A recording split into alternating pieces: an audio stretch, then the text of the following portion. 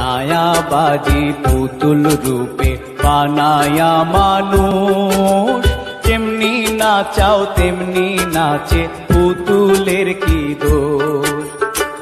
যেমনি নাচাও তেমনি নাচে, যেমনি নাচাও তেমনি নাচে, তুমি খাওয়াইলে আমি খাই আল্লাহ, তুমি খাওয়াইলে আমি খাই।